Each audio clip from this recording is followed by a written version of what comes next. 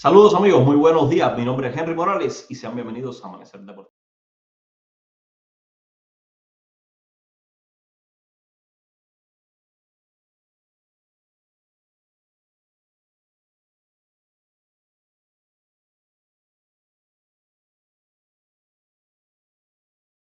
Óigame, temprano en la mañana y como todo buen cubano hay que comenzar con un rico café, así que me disculpan, pero hay que estar listos porque tenemos tema. Como bien vieron en la portada por supuesto, del programa, vamos a estar hablando de lo que ha sido el mercado de la agencia libre para los cubanos en MLB. Antes que esto, quiero hablarle de unos antecedentes. Pues antes de comenzar, en diciembre del año 2022, para Pelota Cubana, escribí un artículo donde ponían los 7 peloteros cubanos principales que saldrían a la agencia libre. Estos eran José Abreu, Guillermo Heredia, Harold Chapman, Aledmys Díaz, Yuli Gurriel, José Candelita Iglesias, y se me va quedando uno, perdónenme, Ronier Elías. Bueno, hasta el momento hay cubanos que han rubricado sus firmas con nuevas franquicias y hay otros que aún no consiguen empleo a pesar de tener un buen equipo. Por ejemplo, vamos a los que principalmente han salido de la liga, de las grandes ligas, del sistema de grandes ligas, y ese es Guillermo Heredia, quien puso rumbo hacia Asia y termina momentáneamente su periplo por las grandes ligas. Va rumbo a Corea Guillermo Heredia, y entonces vamos a ver cómo le va por allá, por estar con su compañero José Miguel Fernández, con el que ya conversamos en Backstage Deportivo, un programa de la familia cubana que si no lo ha visto, les recomiendo que vayan a verlo, donde están las entrevistas, y aquí en este canal, por supuesto, encontrarán highlights de esas entrevistas. El otro caso que partió hacia, y no está en esa lista, pero quiero incluirlo, es Joan López, quien se va con los Gigantes de Yomiuri. Recuerden, Joan es el pitcher que decidió jugar por el equipo Cuba al Clásico Mundial y que a última hora declinó la oferta, pues dijo que se iba a concretar, a concentrar en su nueva temporada con los Gigantes de Yomiuri. Más allá de lo que diga Joan López, por lo general los extranjeros que van a Asia, sobre todo a ligas importantes, no se le permite ese tipo de oportunidad de salir porque tiene que adaptarse a un nuevo idioma, a una nueva cultura, una nueva alimentación, tiene que tener comunicación con los receptores, que eso es muy independiente, sobre todo los lanzadores, los bateadores que tiene un poquito más de, vamos a decir, de margen de movimiento, pero en el caso de Joan López sí necesitaba ese tiempo de adaptación. Ahora, vamos a los que han firmado. Primero, Aledmys Díaz. Recuerda que Aledmys firmó con los Atléticos de Oakland. Aledmys es un pelotero que era titular en varias franquicias de las grandes ligas y de seguro lo será en Oakland. Pues Aledmys tiene todas las condiciones para ser titular en un conjunto. De hecho, en los Astros no lo era por el trabuco que había en el cuadro. Incluso Aledmys se tuvo que mover a los jardines, pero esa función de utility la hizo muy bien. Y ahora en Oakland, una franquicia que está de capa caída. Literalmente yo creo que está compitiendo por las peores franquicias de las grandes ligas junto con los Piratas de Pittsburgh y posiblemente hasta Miami. Aledmys Díaz tendrá una nueva oportunidad. El otro que ya rubricó su firma es Roenis Elías, que lo hizo con los Cubs de Chicago. Roenis Elías tiene que ganarse un puesto en este Spring Training. Es un pitcher zurdo con buena velocidad. Además viene de, beber el dulce sabor de la victoria en la Liga Dominicana, en la división. Lo hizo muy bien Roenis Elías y esto yo creo que le va a dar una oportunidad para poder entrar nuevamente en las grandes ligas en esa dinámica. Recordemos, Roenis ha sido un pitcher habitual en grandes ligas con los Marineros de Seattle, ha tenido sus bajadas a AAA, pero estoy seguro de que le van a dar la oportunidad, puesto que Roenis es un lanzador que tiene muchísima experiencia y en una especie de relevo largo, quizás en una función de quinto abridor, pudiera aportarle mucho a los Cubs. Un equipo que, si bien no es súper ganador, es un equipo de mitad de tabla que puede tener intenciones de mejorar. Otro que rubricó su firma fue Chapman, y aquí quiero detenerme en el caso, puesto que Chapman, toda la mayoría de la comunidad cubana estaba alegre para ver a Harold Chapman, posiblemente iba a firmar con los Marlins de Miami, que lo seguían bien de cerca, pero como todos sabemos, los Marlins son un poquito tacaños, caminan con los codos en cuanto hay que firmar y literalmente no pudieron ofrecerle mucho a Chapman y apareció esta prometedora oferta, yo diría, para Chapman, un tipo que venía, manchas en el expediente con el tema de cómo cerró la temporada con los Yankees de New York. Recordemos el tema extradeportivo con el tatuaje, el tema que tuvo con la directiva cuando se retiró de los entrenamientos y no quiso regresar más, Y este problema con los Yankees yo creo que maniató un poco, además de que no tuvo la gran última temporada de Chapman, pero aún así sigue siendo Aroldis Chapman, un pitcher de más de 98 millas fijo. Para rara vez este año, creo que este año no topó las 100, pero le estoy diciendo que Chapman todavía tenía calidad para tener trabajo, y creo que esa adhesión ahora mismo al roster de los Kansas City Royals le asegura un buen relevo, aunque Kansas City ya tiene un relevista que puede suplir. Entonces van a entrar en esa dinámica de competencia, pero a nadie nunca le viene mal tener dos matadores en un equipo, y por supuesto la cantidad de Chapman puede agregarle mucho poco. Ahora, el último que más, o sea, que firmó fue el señor, bueno, no es último, en realidad fue el primero, y yo creo que es lo más, vamos a decir, lo más caché, lo que se vendió con más bambalinas, y es José Pito Abreu. Recordar, José Ariel salía de los Medias Blancas a Chicago, franquicia con la única que había podido jugar en toda su trayectoria dentro de las Grandes Ligas, donde lo había hecho súper bien. Abreu dejó números de escándalo, además de ser un jugador referencia en cuanto a todo. Mucha gente pensó de que Abreu se podía volver a quedar en Chicago gracias al manager de ascendencia cubana que había llegado a la franquicia, y eso le abría quizás las puertas de decir, bueno, todo cambia, ahora Abreu puede quedarse. Pero no, Abreu firma por los Astros, un equipo que había tenido a Yuli, precisamente, que vamos a hablar un poquito más adelante de él. Abreu tenía a Yuli, entonces al terminar Yuli, porque a ver, esto quiero explicarse a los fanáticos que muchos no entienden, no es que Abreu le quitó el puesto a Yuli Gurriel.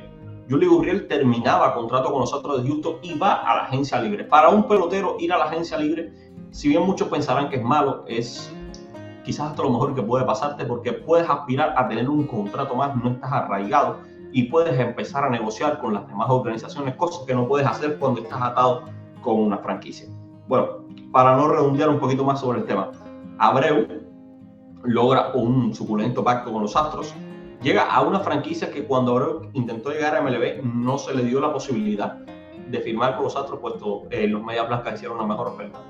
Y muchos, incluso periodistas, le preguntaron que si era como una reivindicación de tener esa segunda oportunidad. Abreu decía que si en ese momento las cosas no se dieron, no iba a pensar en el pasado, que iba a escribir su historia con un gran equipo. Recordamos, Pito es un tipo de team, un jugador que se adapta muy bien a las franquicias, es muy querido porque es sumamente disciplinado, un pelotero extraordinario que vive y muere por las franquicias que está defendiendo, por la casa que está defendiendo. Incluso yo creo que Jim Crane, el jefe de prensa, en la conferencia de prensa, hablaba de que al momento de que Abreu estaba firmando el equipo, al otro día tenía el número de todos los jugadores del conjunto de los Astros. Esto habla muy bien de Abreu, de lo que hace por interés de la franquicia. Y creo que Pito, por supuesto, sigan la pelota cubana porque Javier González se encarga de seguir a los Astros de Houston. Pito va a dar mucho de qué hablar con los Astros esta próxima campaña. Además, ya se empezaron a cocinar algunas jugaditas a la defensiva, donde mostraron cómo se llevaba con Altuve en un juego de las estrellas, levantando pelotas. Ciertamente no es el Scrubs, o sea, las levantadas que hace Yuli, que le daban muchísimo defensivamente a los Astros. Pero Abreu no deja de ser un primera base nato, que mucha gente confunde esto y quiero apuntar. No tiene mucho que ver que tú seas un primera base nato o no. Recordemos que las cosas se reescriben, los peloteros se reinventan, y a lo mejor un pelotero lo puede hacer en una mejor posición. Pues mire, Yuli no es primera base nato de ningún momento y ganó incluso un guante de oro defendiendo la primera base. Y bueno, vamos a los que no han firmado, mi gente. Espérense, antes vamos a repasar a uno que publicó hace poquito su extensión de contrato, y es Yandy Díaz. El muchacho Saúl Grande, el villaclareño, firmó su extensión de contrato por 3 años con los Tampa Bay. Y creo que Yandy está en una buena organización que le puede dar buenos dividendos. Recordemos, Yandy Díaz está considerado por muchos aspectos uno de los peloteros más subestimados que hay dentro de las Grandes Ligas. Incluso la temporada pasada, Yandy recibió un voto para ser el MVP de todas las Grandes Ligas. Que eso, tú dirás, coño, Henry, un voto. Pero ciertamente un voto vale mucho, sobre todo para un pelotero de Yandy Díaz, donde veías la lista, había el nombre que, bueno, obvio, Jordan Álvarez, Aaron Judge, Shohei Ohtani, Justin Verlander, Sandy Alcántara, pero que tuviera un voto Yandy Díaz sí llamaba poderosamente la atención. El pelotero que es considerado por los managers de las Grandes Ligas como el pelotero con la mejor zona de strike de todas las Grandes Ligas. Se dice, pero no es fácil, un tipo que rastrea muy bien los lanzamientos dentro de la zona, y eso lo ha ayudado a incrementar muchísimo su OBP. Bueno, mi gente, vamos con lo que todo el mundo estaba esperando. Los que no han firmado. Vamos a dejar a Yuli para el final por toda la odisea que se tejió y por todo lo que se está tejiendo. Vamos con uno que hasta ahora no tiene equipo, está en la agencia libre, pero sí tiene muchísimos pretendientes, y es José Candelita Iglesias. Ok, Iglesias tuvo una buena temporada, un hombre que más de 10 años en grandes ligas, bateando siempre regularmente sobre los 300, 290 y algo, 300 corticos, pero es un bateador regular, mucho contacto.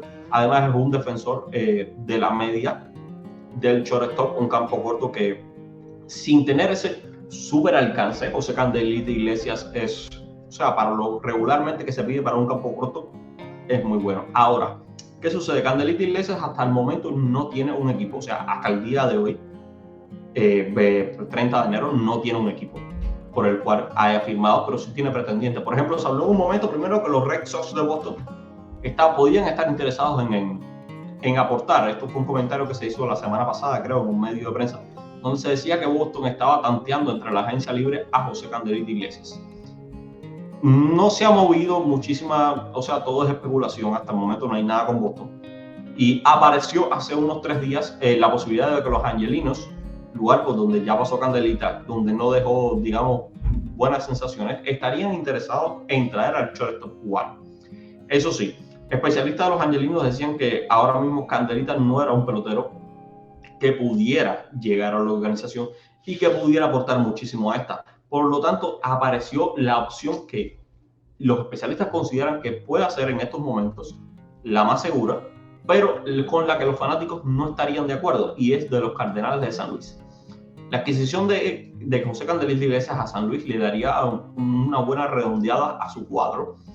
¿Qué sucede? Que digamos, el público de los Cardenales no simpatiza mucho con que se traiga a José Candelita Iglesias, por supuesto, es un pelotero veterano, ya de experiencia, pero los Cardinals, en una ciudad como San Luis, que es una ciudad muy beisbolera, lo que más hay es afición al béisbol, no están del todo convencidos. Piensan que incluso que si se trae a José Candelita Iglesias a la franquicia sería traer al shortstop equivocado, algo que sinceramente yo diría a ustedes que es considerado como, no sé, no por ser cubano.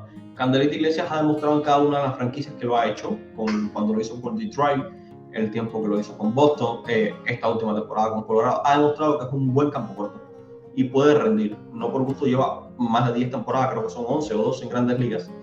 Entonces yo creo que la adhesión de José Candelita Iglesias a una franquicia como la de los Cardinals puede darle mucho a ambos. Por supuesto, por la edad que tiene Candelita, no creo que aspire en estos momentos a un contrato de 3 años, creo que aspire a un 2 o un opcional o 1+1, es lo que pudiera estar aspirando José Candelita Iglesias. En el caso de 1+1 es el caso de los más reservados. Generalmente creo que cualquier equipo le estaría dando 2 años con un opcional a José Candelita Iglesias. Y vamos a hablar del que más se movió por estos días y todo el mundo estuvo loco, y era Yuli Gurriel. Vamos a hacer un repaso. Yuli termina con los Astros y va a la agencia libre. De hecho, en la entrevista que le realizamos en Backstage Deportivo, mi persona, Modesto Agüero junto con mi persona, a Yuli Gurriel, él hablaba de que esta era su primera vez en la agencia libre y que se la quería disfrutar, se la quería vivir. Él había jugado la temporada pasada su año opcional, donde le habían dado 8 por jugar. No tuvo una buena temporada regular, pero sí unos muy buenos playoffs, donde rindió a un nivel extraordinario. ¿Qué sucede? Cuando un equipo te va a firmar, no te mira por lo que hacen en los playoffs, lamentablemente te mira muchísimo por lo que hacen en la temporada regular, y siempre se te mira por tu último año. Y desgraciadamente a Yuli, vamos a decirle, le juega un poquito en contra la temporada regular que tuvo, a pesar de tener unos tremendos playoffs, que es cuando se cierra la calidad. Y entonces esto hasta ahora no lo ha logrado. Primeramente, se habló de una posibilidad de que estuviera llegando a Detroit. Esto fue un rumor bastante efímero, no pasó a mayores. Luego apareció la posibilidad de que fuera movido a Boston, pero analizamos de que Boston tenía primeras fases atados como Eric Hosmer y lo dejó libre por un salario, vamos a decir, el mínimo de grandes ligas, que es $700,000 para año, e ir en la agencia libre por Yuli Gurriel para tener que ofrecerle un contrato o anual o multianual, pero que sea millonario, no era factible para Boston. Por lo tanto, era una posibilidad hasta cierto punto un poquito descabellada la que se estaba pronosticando. Siempre se habló, y creo que lo puse en mi artículo en septiembre del 2022 en Pelota Cubana, que habría la posibilidad de que Yuli fuera a Miami. O sea, es A nivel de impuestos, es una ciudad que le iba a retribuir muchísimo a Yuli Gurriel, puesto que la Florida, por supuesto, solamente tiene impuestos federales, no tiene impuestos estatales. Entonces, esto entraría un poquito más en lo que sería la adquisición de Yuli. ¿Qué sucede y cuál es el problema? Se maniobró esa negociación durante creo que una semana y algo, aunque se estaba cocinando muchísimo tiempo, pero parece que no se llegó nada a concretar. Parece que los Marlins dejaron de insistir o no llegaron a un punto medio en las negociaciones. Muchos medios comentaron que hay dos factores. Primero, como le dije, los Marlins son tacaños. Son un equipo que no van a dar el máximo de su dinero por un pelotero como Yuli Gurriel. Ni siquiera lo iban a dar por Chapman, entonces no creo que lo hicieran por Yuli. Pero la adhesión de Yuli con lo que estaba trayendo Miami como bateadores como Luis Arraez, estaban teniendo un cuadro que se cerraría con Yuli Gurriel para entonces encomendarse al poder de peloteros como Jorge Soler y como Isaías García y aprovechar el tacto. O sea, ahora mismo Miami tiene, creo que es la cuarta ocasión en los últimos años que sobrepasa una masa salarial de más de $100 millones.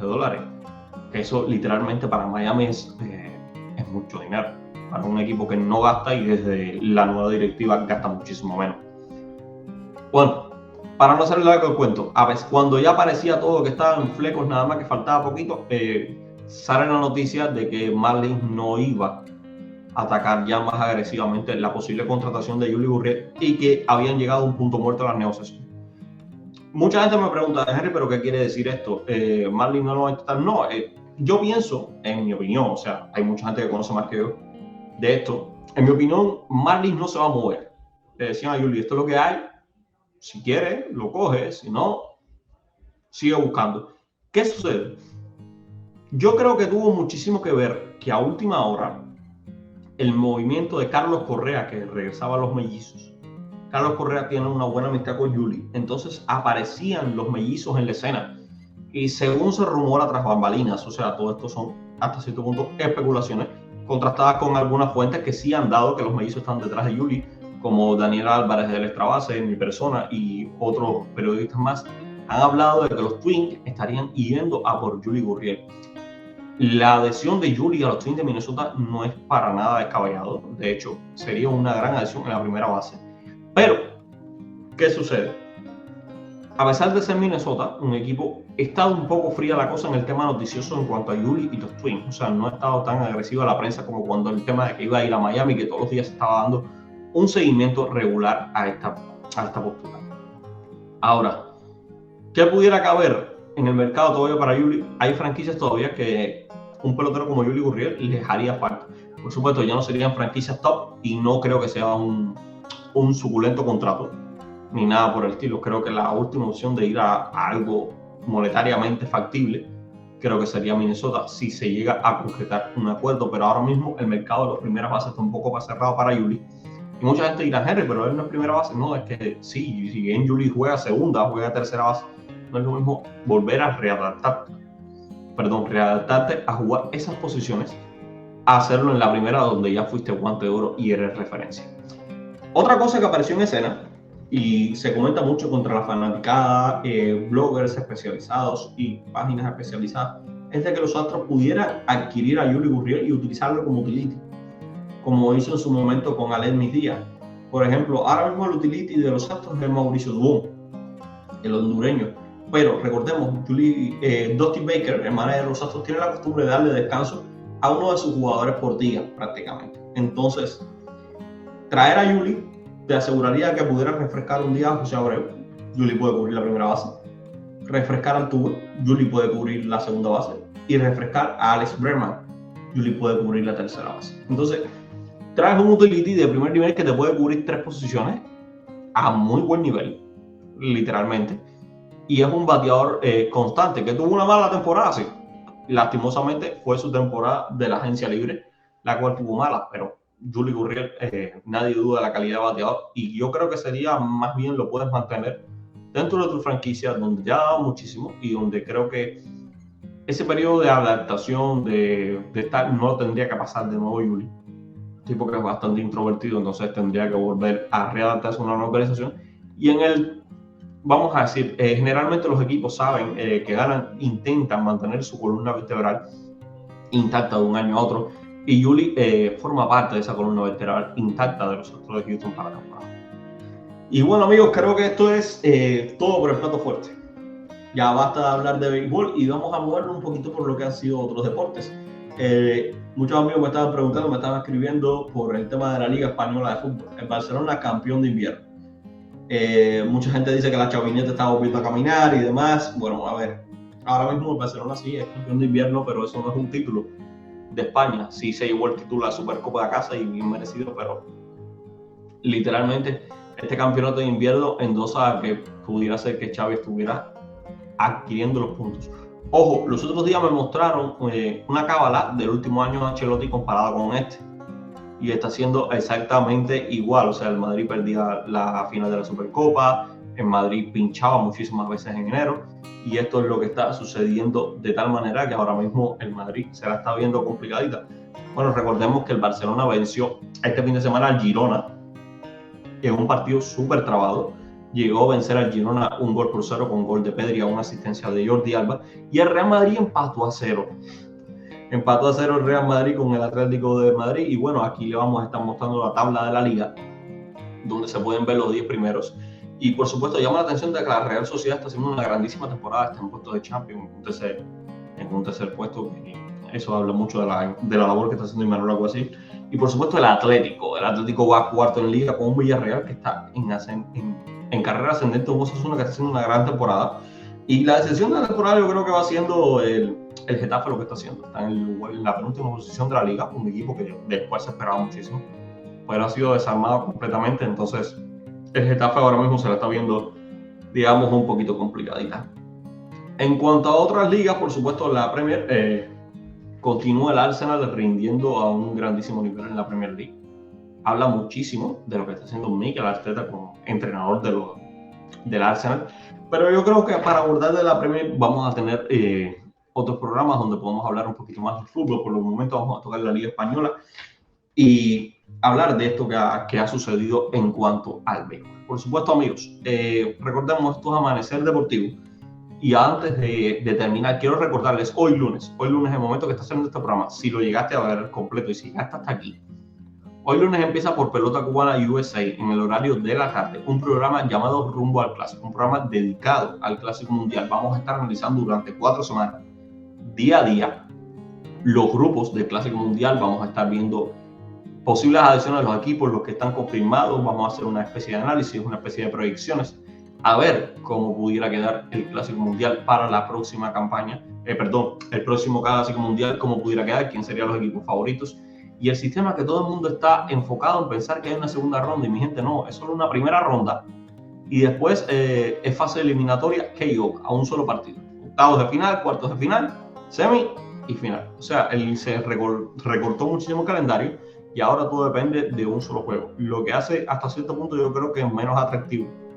A mí particularmente no me gusta, porque entonces se te va todo el mundo muy rápido, se te acaba el clásico extremadamente rápido, pero están implementando un sistema que se aplica a muchísimos deportes, en torneos de selecciones nacionales y en una fase de KO que es bastante corta. Eso sí, el béisbol no se parece a ningún deporte en el mundo, pero lastimosamente para los aficionados será así. Recuerden, hoy 7 de la noche, horario central, 8 de la noche, horario de la Florida, va a estar saliendo, horario de Cuba, perdón, va a estar saliendo este programa Rumbo al Clásico. Ahí estará Jordano Carmona y este servidor para acompañarles y hacer un resumen de este programita, donde se traen muchísimas sorpresas para el próximo parte. Recuerden, esto es Amanecer Deportivo, mi gente. Ha sido la primera edición del programa. Cualquier sugerencia, cualquier recomendación, déjenmela acá abajo en los comentarios. Espero que hayan escuchado este resumen mañanero dedicado al béisbol, y por supuesto dejen en los comentarios de qué quieren que hablar, de qué más, qué les sorprendió. Sobre todo déjenme en los comentarios de la agencia libre, porque les voy a estar haciendo preguntitas de participación a todo el mundo y quiero enfocar esto. Nos vemos el próximo lunes aquí en Amanecer Deportivo con Henry Parrales.